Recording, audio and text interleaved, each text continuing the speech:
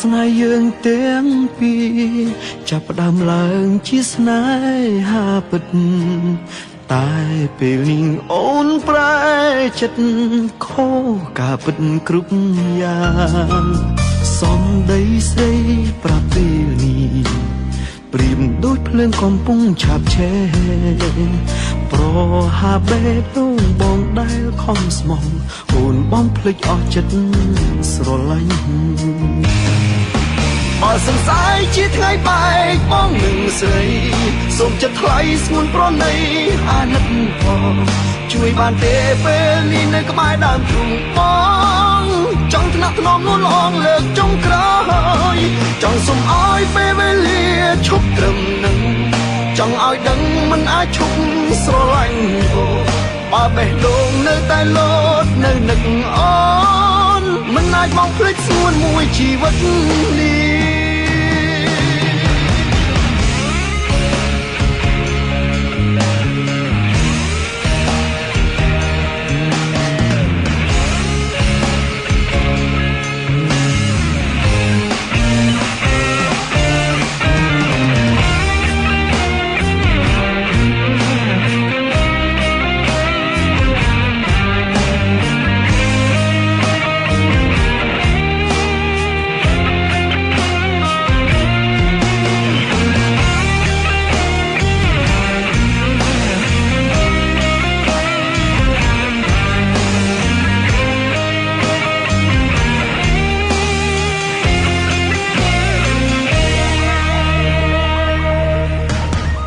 រឿងស្នេហ៍យើងទាំងពីរចាប់ផ្ដើមឡើងជាស្នេ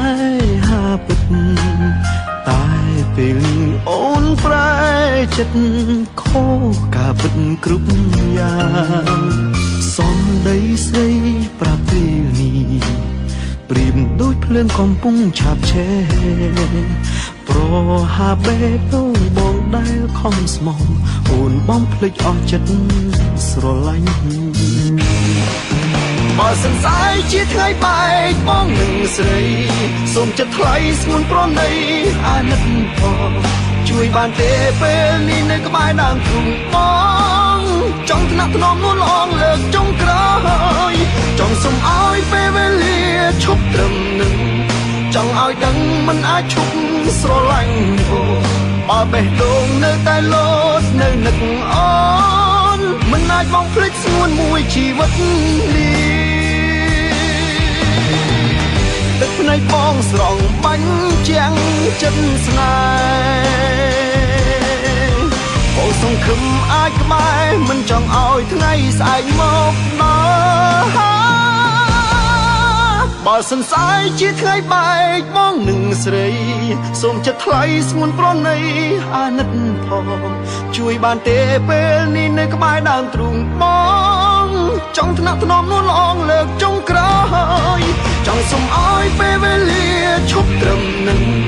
ចង់ឲ្យដឹងមិនអាចឈប់ស្រឡាញ់អូបើបេះដូងនៅតែលោតនៅនឹកអូ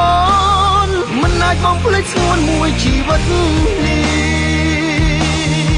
បើបេះដូងនៅតែលោតនៅនឹកអូនមិនអាចមកភ្លេចស្ងួនមួយជីវិតនេះ